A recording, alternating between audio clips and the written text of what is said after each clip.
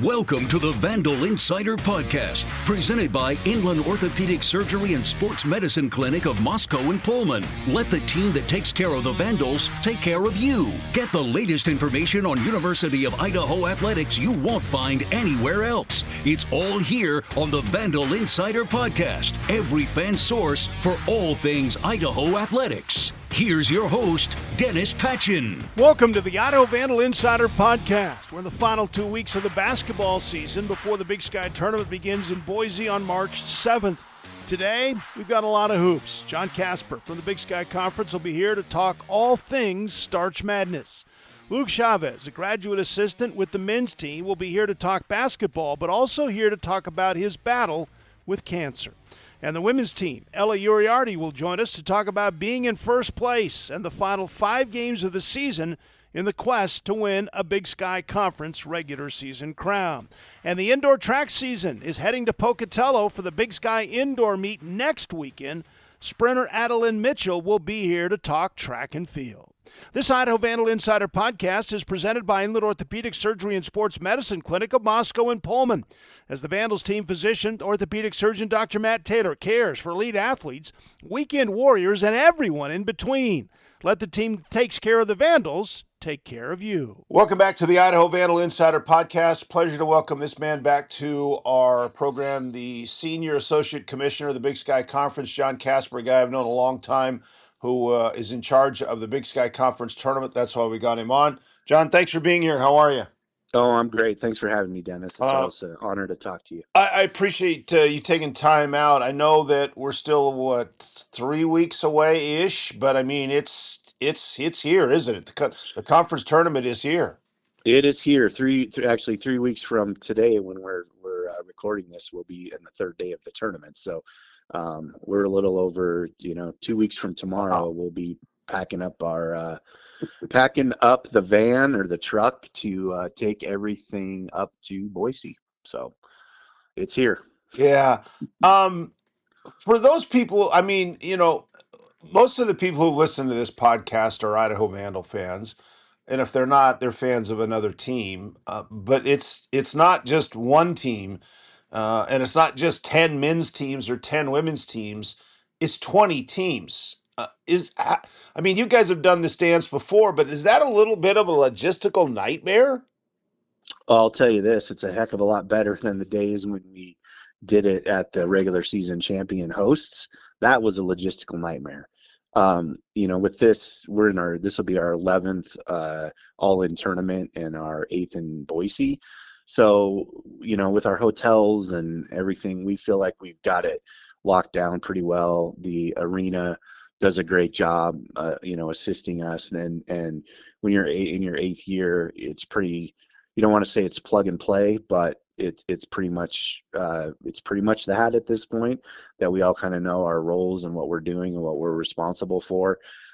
It's still a lot of work, don't get me wrong, but it's a heck of a lot better than the days when we didn't know where we were going for tournaments until like 3 or 4 days before they began. Yeah. I mean, that was really difficult with hotels and team travel and all that kind of stuff. So you work for a guy in Tom Wistersill who likes to kind of be on the forefront, the cutting edge. I mean, is he coming into your office, not just this championship, but others, and going, hey, we got to do this, we got to do that, we got to change something? Is that happening?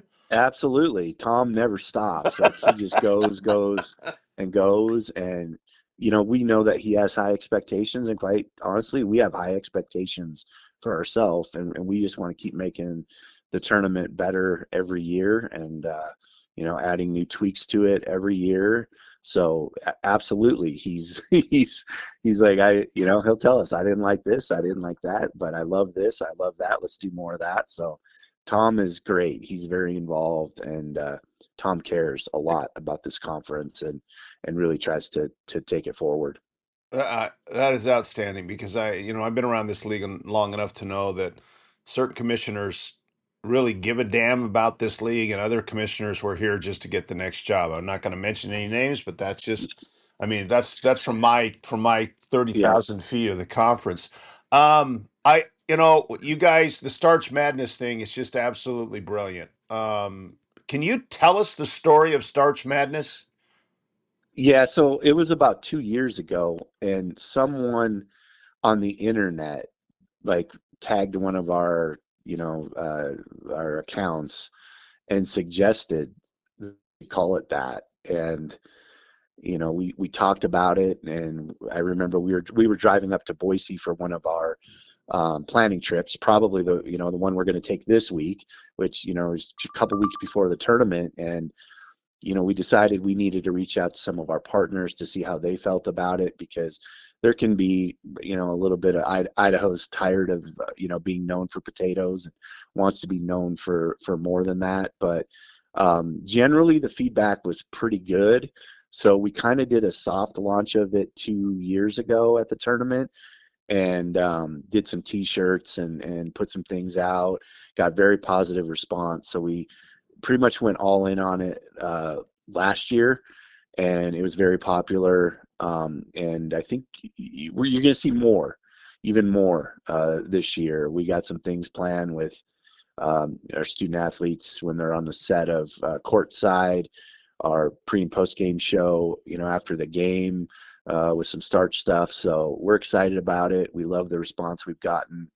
Hopefully the NCAA doesn't come in and tell us we're infringing on their trademark or something with March Madness. So, but we like it.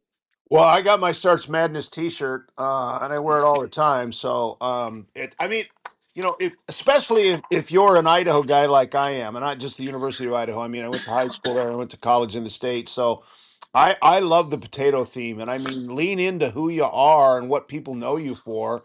And I think you guys have done a brilliant job with that. And I know that when I wear that shirt other places, people go, "Where did you get that? Explain that to me." And I have to Yeah. tell the story. I mean, it's such a cool thing. Yeah, it really is. We've got great response. Like people on the internet, like, I got to have that shirt. And we sent last year a lot of them out to like national media members. So we got a fresh batch sitting in our back storage room that just arrived. And one of the great things is, we're using the Idaho Shirt Company out of Boise. They designed that logo, and so almost all the shirts that we're getting with that Starch Madness logo are coming right from Boise.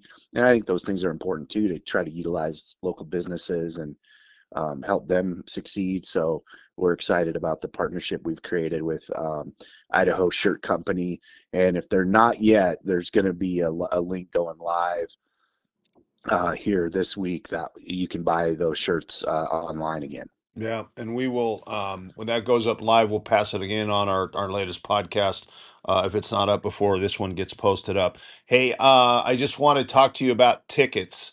And we'll mention this at the end of the podcast as well. But if people want to get tickets, where do they need to go? They can go to starchmadness.com, and there's some links there, or just go to Idaho Central Arena's website. I'll tell you that the courtside seats are going very quickly. There's very few left, so if fans are interested in sitting courtside, they should get on that right away. We have actually added, I think, 16 courtside seats this year, because those have been selling out. We also, last year most of the arena went to a general admission type seating. We do still have a few sections that are reserved. So if you want reserved seats, you should get that as well soon. So we just want to keep building this every year, and we need local support from the community of Boise, from our fans traveling in for the tournament. So starchmadness.com is the place to go to get tickets, and single games tickets went on sale I think 2 weeks ago, but obviously a lot of those people wait until the brackets are set to know when their favorite team's playing. But you'll be able to buy walk-up tickets as well at the arena days of game. Yeah, and in fact, while you were saying that, I went on the website, didn't buy any tickets because I got a good Well, you seat. get them, you get a pass, so I you got a fine. good seat when I when I call the games. But I mean, in what you in basically what you said, were telling us about. I went on, signed up for two tickets, and got all the information in. So I mean, it's that simple to get Yep. that in. You can get your tickets for a couple of minutes. And but you're right, John. We don't know who the first place team is going to be. We got 2 weeks left in the season. We don't know who the bottom four teams are going to be to play on Saturday. I mean, it's Alex Pribble has been saying it, and I've other heard coaches saying it. This is one of the most balanced Big Sky Conference seasons we've ever seen, which tells me that this could be one of the great tournaments we've ever seen. Absolutely. I mean, you look at teams like Eastern Washington. I think they've won 5 in a row now. Northern Colorado looked really good in the non-conference season, got off to a terrible start in conference play, but they've seemed to put it together again. So they're rising. They just beat, Portland State, who's sitting in first place. Idaho's got a dangerous team, and, Montana State's dangerous. Montana's dangerous. Sacramento State has played really, really well at home and have some very talented players. It's going to be interesting to see how they do on a neutral floor. They haven't been very good on the road. So, man, on the men's side, to me, yeah, it's really wide open. And on the women's side, to me, it's like 3 teams that have kind of distinguished themselves there in Montana State, Idaho, and Idaho State. Great job by Idaho Vandals from where their women's program was just a couple of years ago, and now they're right now sitting in first place with a 1-game lead over Montana State. So it's going to be an exciting end to the season, and we certainly hope not just Vandal fans, but obviously there's a lot of Vandal fans in Boise that they get out and support not only the Vandals, but all the Big Sky teams there. John, obviously you guys are happy with Boise as the spot of this. This year is the end of your second contract, which was a 5-year deal, but you've already agreed to another 5-year contract. So counting this year, it's 6 more in Boise. Obviously, what is being done by the Boise community, by the arena, and everything, you guys must be very happy with to re-sign up for another 5 years. Yeah, we are. We think it's a great location. We have great partners there. Visit Boise is awesome. The Block 22 hotel group that owns, the Grove Hotel, the Courtyard Marriott, Hotel 43, as well as the arena. They're just wonderful partners. And we just try to keep growing it and getting more community engagement. But, man, we love downtown Boise. It's so clean. Everything feels new. There's great restaurants. It's walkable.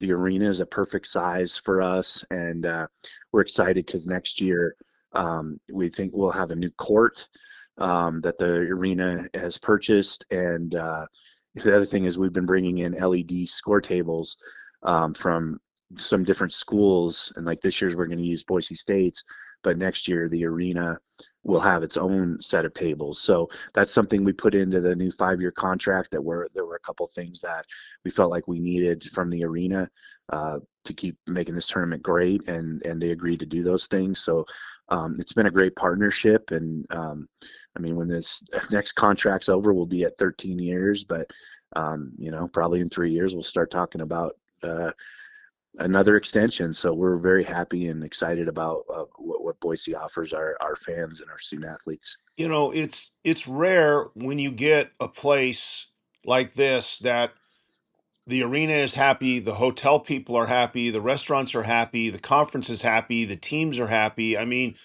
everybody in the West is going to Vegas, but this seems to be the perfect marriage for the Big Sky Conference. It does, and I try to play that up every time we speak to groups in Boise. How every other conference in the West is in Las Vegas or Henderson.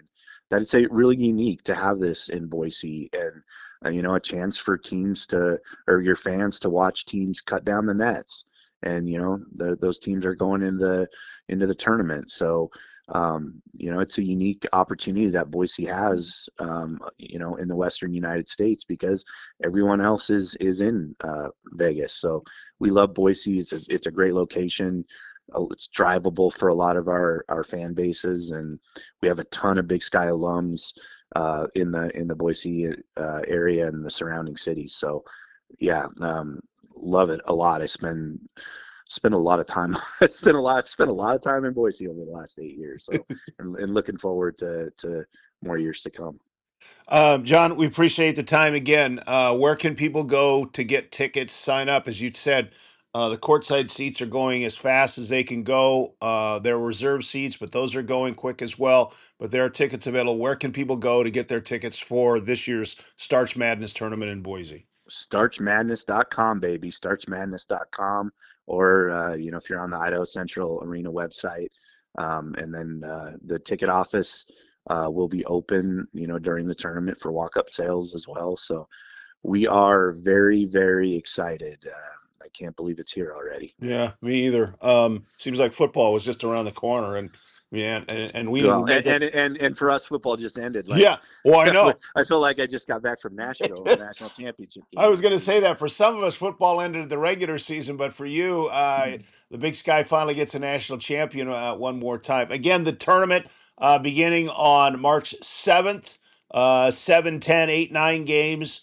Then the top 2 seeds will play on Sunday, the 8th, against the winner of those games on Saturday.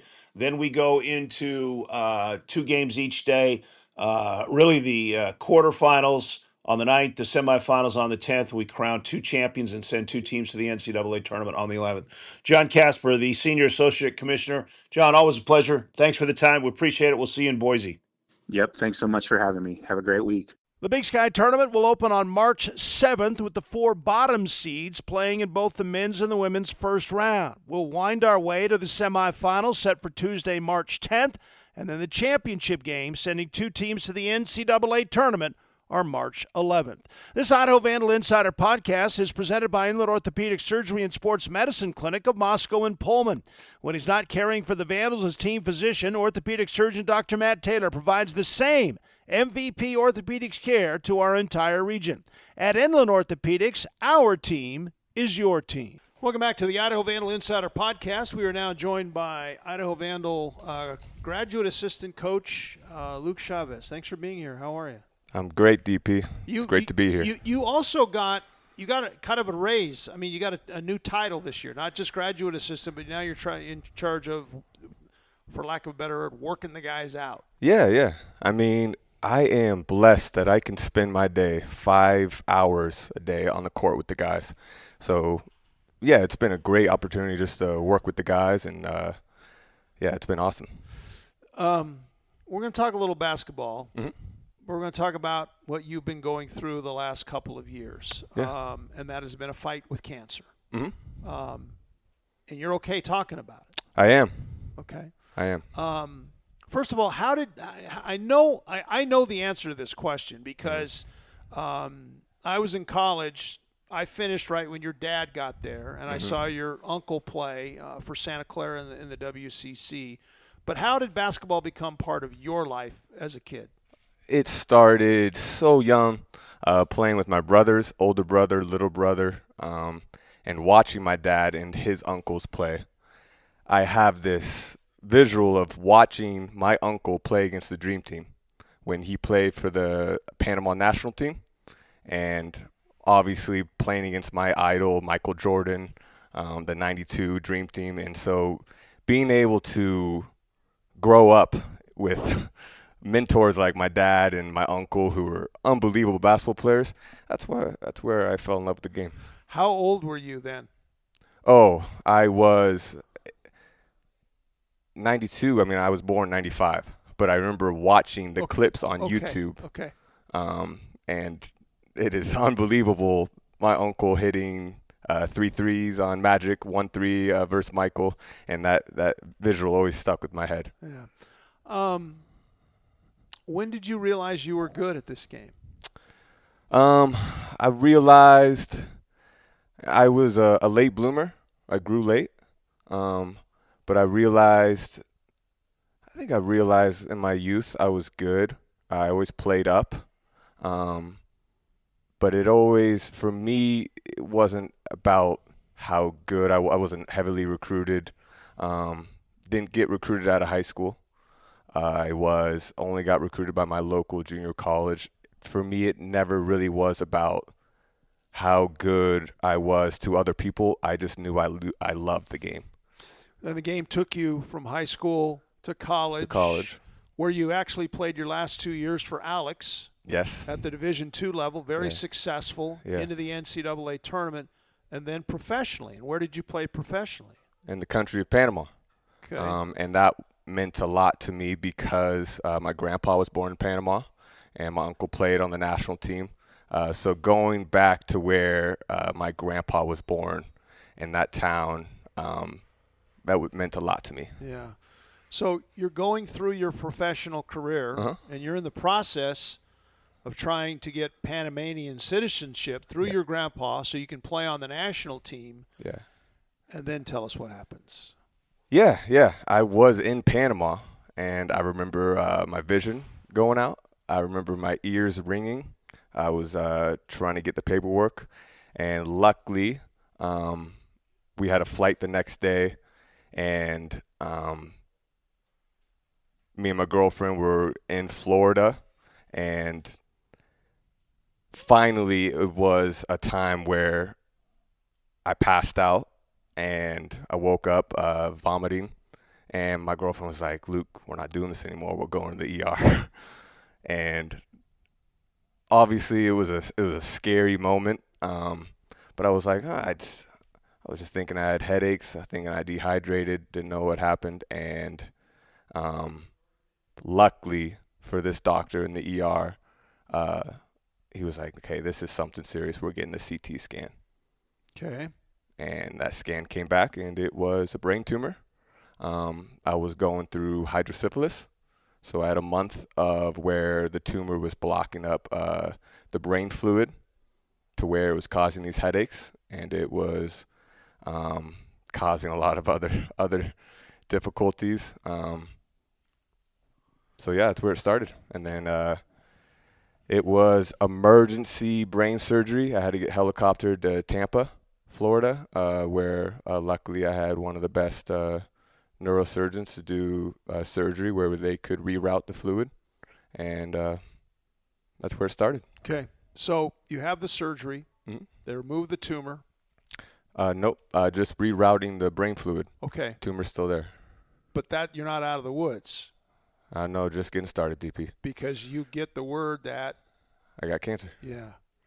Yeah, I was a germinoma brain cancer, and that's where we thought always it was going to start with radiation, but yeah, it went to 6 rounds of chemotherapy, which was an absolute battle, and then the more intense brain surgery where they could remove the tumor, and then 17 sessions of radiation. When they told you, Luke, you had cancer, Mm-hmm. what'd you think? What was your first thought? Hard to process. It was difficult to process. At first, I thought, to be honest, I thought I was going to play that next season. Okay, so you're a competitor. Yeah.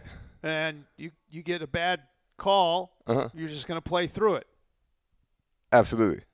Yeah. Okay. I was in the best shape of my life. I knew I could handle this first brain surgery. I was so excited to get this done. Like, let's get it. To get this first surgery out of the way. It's right in the front of my head, and let's do some radiation to melt away the tumor, like they said, and I'll be ready to go play my 3rd season of professional basketball. Did somebody tell you that wasn't going to happen? Yes, my oncologist. I love all the doctors, but it felt like I was constantly receiving bad news.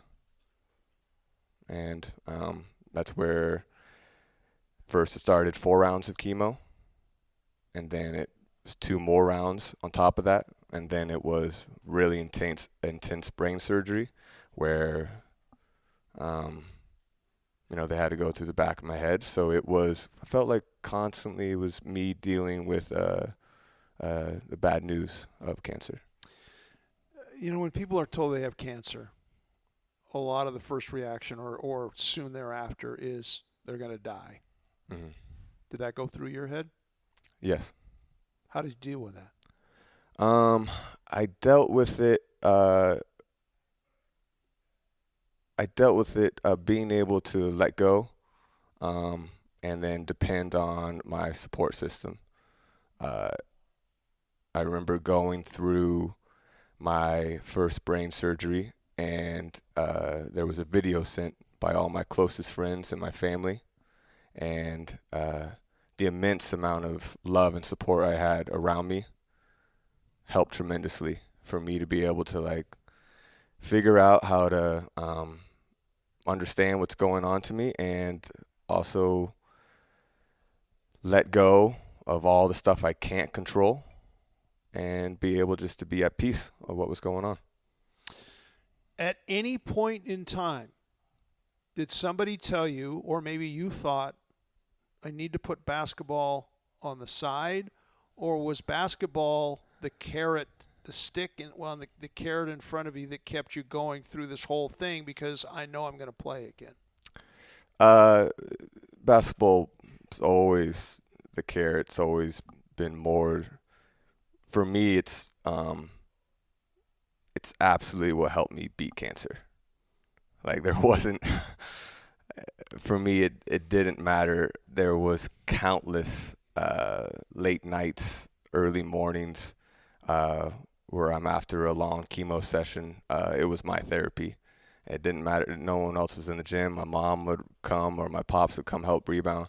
For me, basketball was always my way to get back. It wasn't until my second brain surgery where the doctors were like, we're going in the back of your head and we're going to mess with the optic nerve, which would not let you play basketball ever again. That, for me, was the hardest moment of cancer. It's people can put on a happy face when they're around other people. You're trying to win the battle for other people around you. Yeah. How did you deal with it in your solitude when you were by yourself? Do you feel like you got screwed? Yeah. I mean, it was very difficult to deal with it, and how I dealt with it in solitude was on the court. Yeah.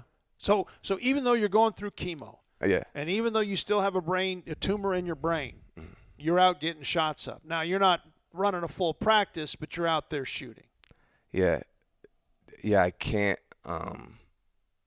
explain how much I was on the court by myself. It was different drills, different numbers. It was my way of therapy of taking all the negative energy that was going on and the tough adversity that I was dealing with, and being able to implement it with the shooting drill. And I could figure out, man, why did I miss that? I mean, I have all the numbers. I have all the drills. I have all the numbers of what I did. It was threes in a row. My record was 25. It was elbow to elbow. My record was 38. And then when I would miss, it would be recognition of, or if I had a bad day, it was recognition of, man, I'm letting my emotions get the best of me. Or, man, I can't get too happy in that moment, or I can't get too down on myself, because shooting is all about just dealing with the mental side of what's going on. I think that's the first time I've known this about you. I've known you for 2 seasons now. You got here about the same time I took over Idaho basketball. Yeah, it's been great. It's been great. Yeah, but you saying that when you're working players out like you do all year, 5 hours, it's therapy for you, isn't it? Because you're out on the court. You're not thinking about cancer. You're thinking about basketball. Absolutely. Yeah, I am so blessed that I can spend my days out on the court with these guys, and they don't know how much it means to me, because this is how I am recovering, especially that first year, because I was very fresh out of cancer, brain surgery. I felt like, and I've talked to Prib about this, I felt like it didn't take a year. It took a year of healing. Then I finally felt like I'm myself. And now, being able to spend the time I can on the court with the guys, that's absolutely therapy. Do you think about cancer at all now? When my checkups come around, they're coming. Next one's in April. It's every 4 months, and then I'm only human, and so the question comes up of I'm very confident that the doctors did an amazing job, but the question comes up, and then it starts happening in my head on how to deal with it, and that's where I go out and get an extra hard workout with the guys or something. Did you find a doctor's office as your oncologist next to a court outside an outside court? You go to your appointment with a ball under your arm because you're going out and shoot as soon as it's over, or you wait till you get to a gym now? Wait till I get to a gym. We had a local gym that was unbelievable. So yeah. A lot of people get cancer when they're old. Mm-hmm. 50s, 60s, 70s. You're not old. You're young. Do you worry about where you're going to be in 10 years, 20 years? Or is that so far down the road I'm trying to deal with today? Yeah, I think that is down the road. I feel very good on the process of getting back fully healthy, and I feel really good about the future and the way my body has responded. And I think 10 years down the road, I'm excited. I feel like it's going to be I will be completely fine. We'll be all right. Why talk about this? Why share your story?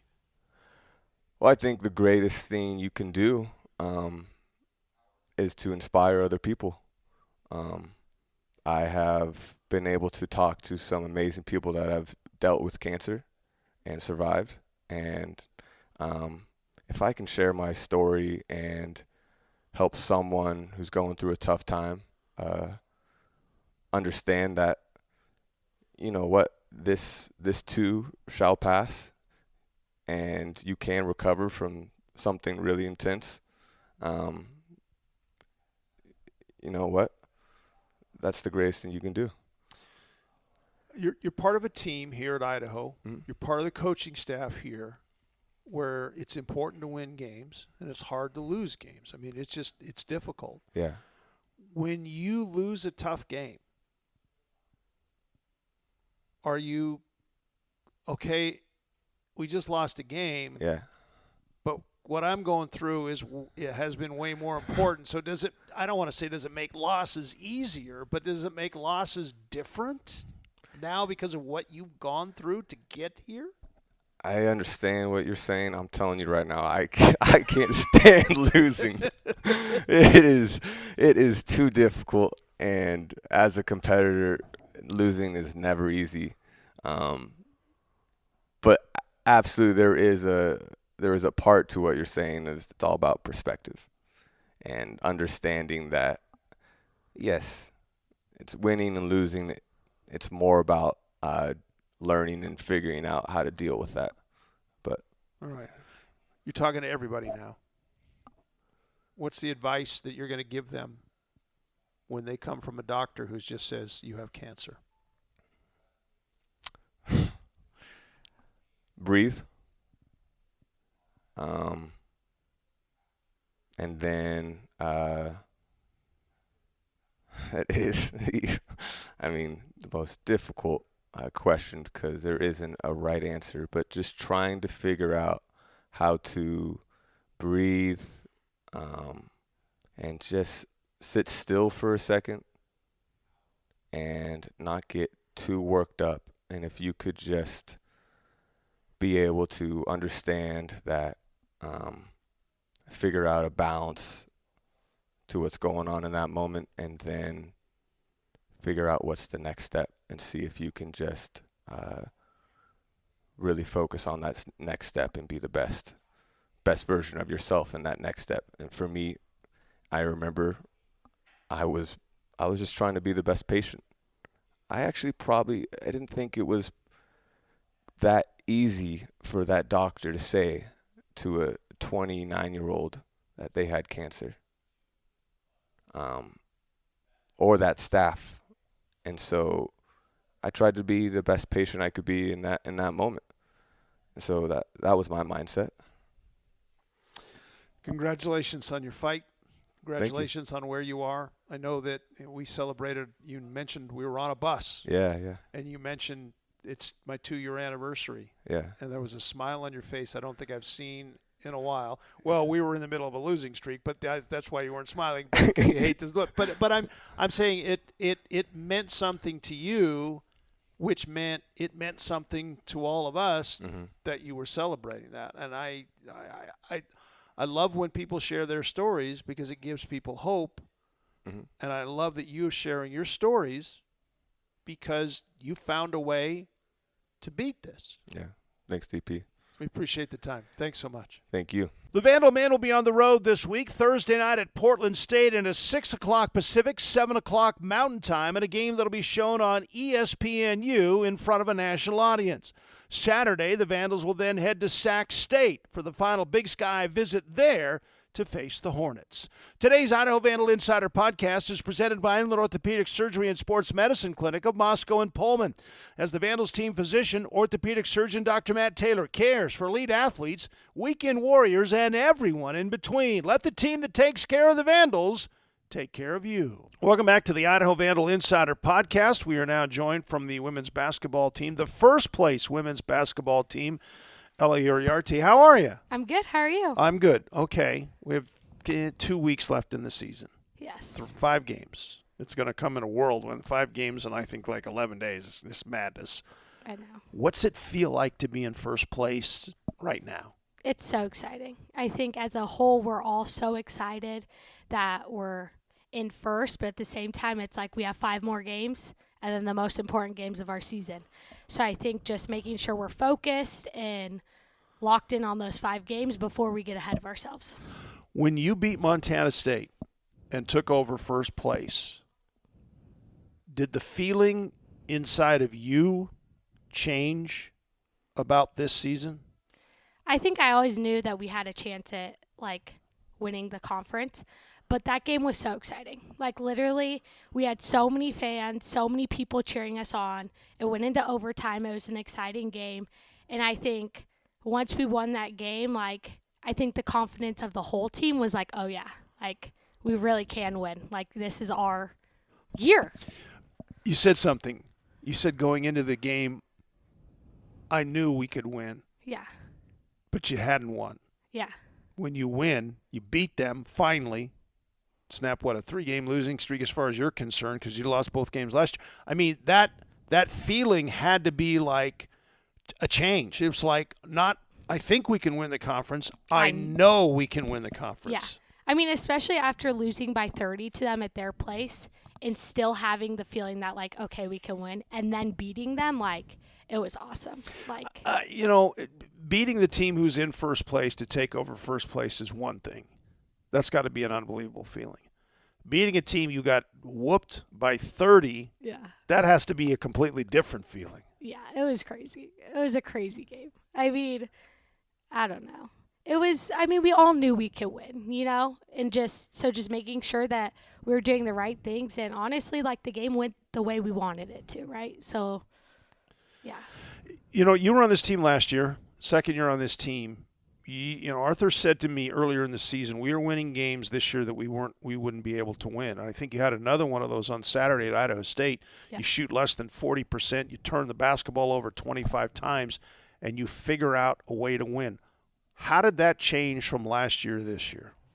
I mean, obviously our pace, is our friend, and when you're going that fast up and down the court, if they can keep up with you, that's great. If not, but then also we're rebounding the ball super well, both defensively and offensively right now. And I think that's something that we didn't have last year. And I think our mindset's just different as a group. I don't know. We have people who really want to compete and really want to win. And I think that's a big change. Rebounding the basketball is a mindset. Yeah. It's just hard work and knowing what you're doing. Why is this team so good at rebounding? I mean, it's a goal of ours, and it's something that's if we want to win this game, we need to rebound the ball, right? It doesn't matter how well we're shooting. If we rebound, we have a very good chance of winning the game. It's something that we work on all the time. And, I mean, it's been proven that when we rebound the ball, we will score the basketball. And most of the time, we will win. You're playing great defense. You're rebounding the basketball. Was that part of your game in high school, or did you have to learn to do those things when you got here? Defense has definitely been part of my game, but rebounding has been something that I've been trying to get better at the entire season. But like you said, it's like a mindset. Like, you have to want to rebound the ball. You have to want to pursue it. And so that's just something that I've been trying to get better at. How did you learn to play defense like you are? I mean, because most times the games that I've watched, either in person or on video, you're getting the toughest outside player on this team. How did that come about? Honestly, I have no idea. I've always kind of just played defense. I'm in pretty good shape, so I think that definitely helps me. Like, I'm able to move my feet and run up and down the court. But I don't know. It's like when there's a will, there's a way. And I know that that's like a big part of the player that I am. And so I think just making sure that my defense is the best every day is important. Was in the head of Ella, the freshman last year, was you look around and said, well, I know I'm a better defender, so if I can play defense, I know I'm going to get on the court instead of playing the true freshman 7 minutes a game? Yeah, well, I definitely got on the court because I could play some defense. Let me tell you, it was not because of my offense, and I think just my offense is getting better, but still my defense is the reason why I'm in the game. Well, you know what they say about defense. Defense wins championships, right? That's what we're trying to do here. That's what you're trying to do. Okay, so you got 5 games left. Yeah. Some of them against, and I'm not going to mention any teams, but some of them against teams that aren't playing very well and struggling. But there's a couple of games that could be trip-ups. Yeah. You know, and as a media guy, when a player or coach says we have to take games one game at a time, A, I hate that line, and B, I know, no, you're not. I know what players are thinking. But seriously, 1 game lead over Montana State. A loss could cost you a conference championship on a tiebreaker situation. Yeah.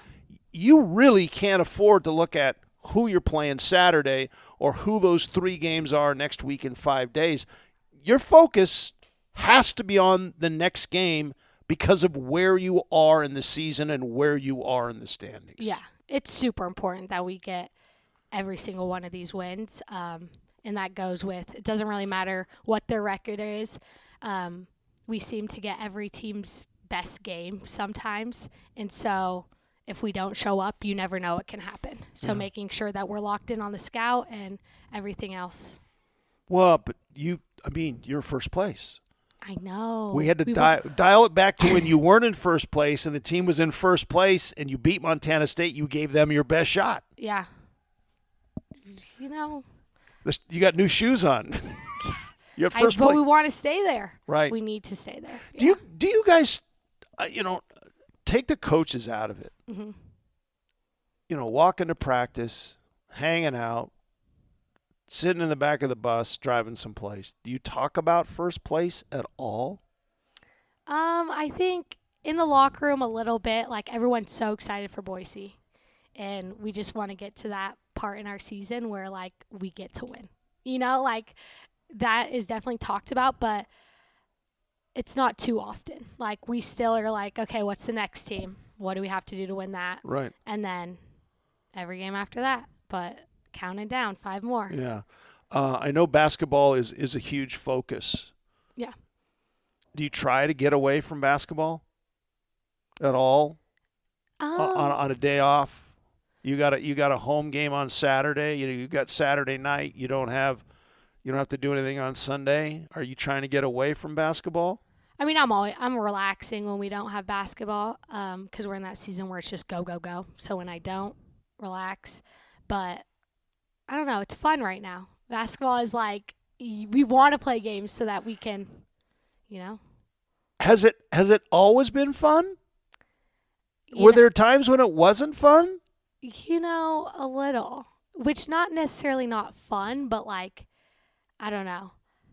I have this different feeling this year. Like, this whole year has been, like, super good. But from freshman year to sophomore year, I feel like I've had a major jump just in, like, the competitiveness in me and, like, the will to, like. Well, but that know? happens to every freshman. I guess so. They figure it out. Yeah. You came here a year ago, and it's like, you're not from the area. Yeah. B, I don't know if any of the people you knew came here. Mm-hmm.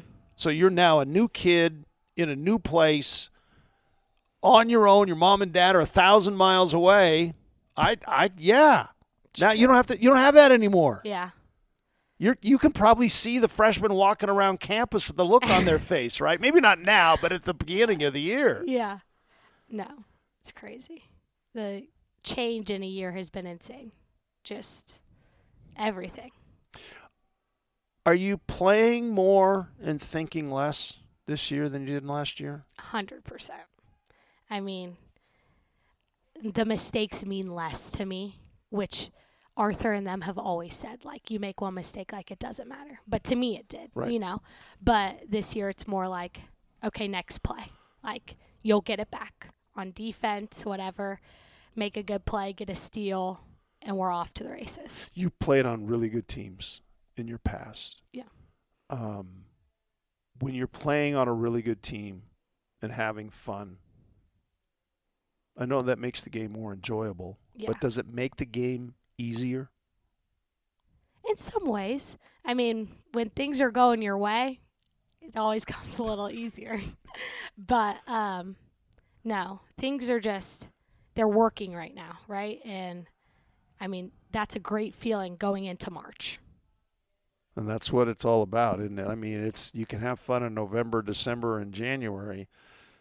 You can even have fun in February, but the fun really comes in Boise, right, and hopefully beyond. Yeah, it's the whole goal this entire year has been we need to be playing our best basketball by March. Are you? I think we're getting there. Our change from the beginning of conference to now is like crazy. I feel like we've made such big adjustments and stuff like that. Where's the biggest change been, do you think? I think our defense. Like, we can score the ball, but if you can't get stops, then, some days the ball's not going to go in the basket. So I think being able to get stops and, Hence last Saturday where you turned it over 25 times, you shot less than 40%, you still won the game. I mean, that I don't know how you felt after that, but I looked at those numbers, and I echoing Arthur what he told me earlier. This is a game last year they don't win. Yeah. This is a game maybe in December they don't win. How did you feel about winning that game? That game meant so much. It's versus Idaho State, which we didn't beat last year, and we beat them twice this year. It's also a team that we know is the best at, their two things are rebounding and toughness, right? And we beat them at their own game, right? So that was a big game for us, and I think everyone felt that, and coming out with the win in that potato. Yeah, King awesome. Spud. How was traveling home with King Spud? How was taking it out of their gym? How was that feeling? Oh, it was great. That thing is heavy, and it's weird, but no, it was fun to travel with him. Austin carried it around like it was a child. Where was he on the plane? He got his own seat for a little bit, and then I think he just sat on Austin's lap. Okay. Yeah. That's pretty good. Austin is your sports information director. Yes. Yeah, that's pretty cool. Ella, we appreciate the time. Continued success. Good luck. I know you're excited too because of the 5 games remaining, 4 of them are at home. Yes. We love home games. Yeah, well, evident by beating Montana State and the great crowd, and we appreciate the time. Thanks. Thank you. The women have 5 regular season games remaining, and 4 of those are in the ICCU arena. This week, Idaho will host Portland State Thursday night, and Saturday at 2, it'll be Sac State in the arena. The 2 toughest games remaining are the final games of the season. A Saturday home game with Northern Colorado, and the final game of the year hosting Eastern Washington on Monday, March 2nd. This Idaho Vandal Insider podcast is presented by Inland Orthopedic Surgery and Sports Medicine Clinic of Moscow and Pullman. When he's not caring for the Vandals as team physician, orthopedic surgeon Dr. Matt Taylor provides the same MVP orthopedics care to our entire region.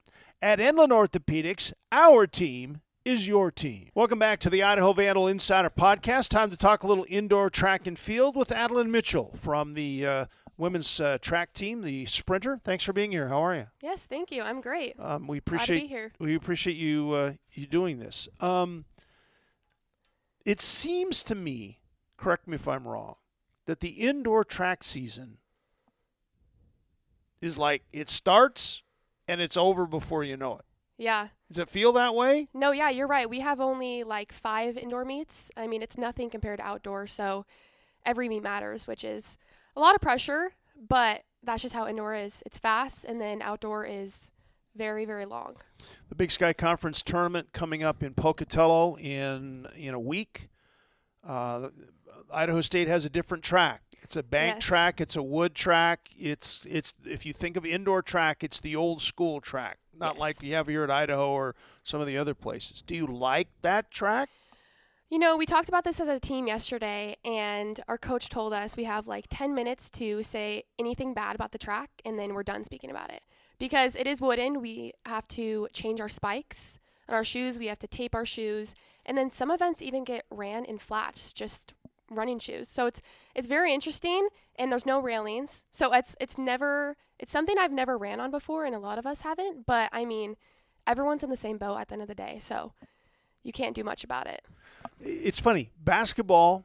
I mean, even outdoor track, it's the same. I mean, the tracks are maybe a little teeny different, but they're the same shape, they're the same length, they're the whole thing. Basketball's that way. Football, the field's the same, the goalposts are the same. Indoor track is the Wild West. Yeah. It's a different surface. You can run on wood. You can run on, all kinds of surfaces. You can run on banks. You can run on flats. How do you prepare for that? I mean, I think most freshmen, I'm a sophomore, but when I came in my freshman year, I've never ran on a bank. And you have to run up, and then you run down. And it is crazy. I mean, I think everyone's first race running on the bank is just nothing they've expected, but you soon to adapt to it. I mean, we do little things that help us prepare for, any track that we go to, but it's different. I mean, every track you go to, it's a different style, it's different lengths. Like ours is different. Ours is a 300 track. The one at the podium we always run at is a 200 bank track. So, I mean, it's completely different, and each race you run, it shows, it shows in what you run and how you run. Do you think, and for those people who don't know, the podium is a facility that they built in Spokane recently with an indoor track in it, and it is hosting all kinds of events. The fact that you guys don't have a bank track here, do you think the podium is helping you guys because not only I think you've gone to practice, but you've also run some meets in there. You think that's helping you? Yeah, I do think it's helping us. I mean, we went to the podium every single weekend. Indoor season, our coach decided not to travel us and just run us at the podium, so we get to go there. It's nice. You go there and you come back. I do think it prepares us because most tracks are banked. Ours just happened to have been flat. Yeah. But, I mean, you just go and you run. I mean, it's the same thing. We do it every year, so you learn. Is where you've been running on the bank track all year, is it the same as Idaho State bank-wise, or is that different too? I mean, I think it's different. The podium is very, very sharp, and the curves are different on every track. So Idaho State, I think it's not as high. I'm pretty sure it's longer. It's wooden. The straight is actually ran on the outside. When the podium, it's ran on the inside. So it's different every track you go to. Yeah. You guys are NASCAR. Every week it's a different track. You got to figure all of that out before you can even run one step. Yeah. No, you're right. Okay, so you're from the Tri-Cities. Yes. Which is a huge sports town. Yes. But you weren't just a track athlete. No. You played soccer. Yes, I did play soccer. At a high level. Yes. You're an all-state soccer player. Yes. How does Jeremy Clevenger not have you on the soccer team? Honestly, I don't know. I love soccer. I've played it since I can remember. It's such a great sport. It's super fun. It's very similar to track, but different in so many ways. How is it like track, other than the running? The running, I mean, it's just the mindset of it. I mean, I feel like it's the same, but that could just be me because I've done it for so long and then I started doing track. But, I mean, they do have their differences in so many ways, but I love soccer. Still wish I could do it. You never know, but as of right now, I just run. So is it fair to say you were a soccer player who dabbled in track? Yeah. Yeah, I didn't start track till my freshman year of high school, and it was COVID. So we had like 2 meets. And then my sophomore year, I continued doing track, and I was like, hey, like, I'm kind of fast. I kind of like this. And then my club team for soccer just got too much, and I was like, okay, I'm going to shift my focus to track, and now I'm here. Was that hard? Yeah. To say I'm done with soccer or done on a club level because you still played high school? Yeah, it was hard. It was definitely hard, but I knew that I was at a level for track where I could go further, and obviously D1. So I put all my focus into track, and now I'm here at Idaho. And it's an interesting comparison because in soccer you run a lot. Yes. You're a sprinter. Mm-hmm. In track, you don't run far distances. Mm-mm. And you told me you don't really like running far distances. No, I don't. I mean, in soccer, I could definitely tell when I wouldn't even like practice going into like high school soccer. I would just go and then I would go and play. And the first game would always, I mean, it would kill me. I would be so out of breath. So the conditioning between soccer and track is very different. Yeah. And people wouldn't think that, but I mean, you run in soccer. For me, I run for 7 seconds and then I'm done. And I run for 12 seconds, 24 seconds, and I'm done. So it's very different. Like I said, similar, different, but yeah. How did you wind up at Idaho? How does a young lady from the Tri-Cities who thinks of herself as a soccer player wind up in a different state in a different sport? So I actually went to high school with Jana. Okay. I competed against Jana in high school. Yeah, who we had on the podcast last week. Yeah. And then I competed against Ryan Madden, who also holds our record. Who we had on the podcast before. Yes. So I actually ran against him in high school all my 4 years. They're definitely older than me, just a grade older. But I think it was Jana committed to Idaho, and then Ryan committed to Idaho, and they weren't friends, but I was friends with both of them. So it was super, super fun. And we were at a meet one time, and I was talking to Jana, and we were getting ready to race. It was me, Jana, and Ryan. And I looked at Jana. I was like, hey, are you excited to go to Idaho? And she was like, yeah, like I'm super excited. And Ryan was like, I'm going to Idaho. And so that's when they became friends. And then they actually took me on my visit here and told me how much they loved it. And I just knew the moment I came here, it was just like family. Yeah. Like we're friends, but we're family. And I've obviously known them since high school. So it's such a blessing to have like familiar faces and then also get to experience something new coming here. So that's just how I ended up here. Did they pin you down somewhere until you said, they told me I have to come here or we're not going to be friends. No, but I love them. I mean, they're like two of my best friends on the team and very supportive of me, and it's nice. How did you, what are you studying here? What do you want to be when track or soccer or whatever is you're done with? It's kind of a hard question. So I went into my freshman year wanting to do sports broadcasting, actually. Really? Yes, because in the Tri-Cities, I got interviewed a lot. Super fun. I loved it. They told me I talked well. I was like, oh, maybe I'll do it. You do. Thank you. I was like, oh, maybe I'll do it. So I came into there my freshman year and kind of didn't even declare my major, but like I was taking classes towards that. And as of right now, I'm technically in communication marketing because I don't know exactly. Like I love the sports broadcasting. I love the PR. I love the marketing. So it's just an open, I still don't know yet, which is. Okay, I'm going to tell you something. As a guy who worked more than 40 years in television. Okay, I'm ready. Go home. Okay. And get an internship in the summer. Okay. At one of the 3 TV stations in the Tri-Cities. Mm-hmm. Do you go home to the summer? Yeah. Do you spend summers there? Yeah, I go home. Do that. Okay. You will either know. Mm-hmm. You or I will won't know. love it. No, you will know. You'll love it. Or when I get back to Moscow, I'm changing my major today. Mm-hmm. Okay. That's good advice. Don't give up on it. I won't. We need people like you in this business because you're an athlete and you talk well, you look good. I mean, you get the whole thing. So, thank you. Yes. All right. Now I've done my public service for that. The conference tournament. You talked about the short season. You talked about not knowing the track. How do you get mentally ready for the indoor season finale? Because unless you qualify, you're done for the NCAAs. Yeah. I I think track is such a mental sport. It's I think it's the most mental sport out there. And there's a lot of things that go into mentally preparing for races. For me personally, I just choose to not think.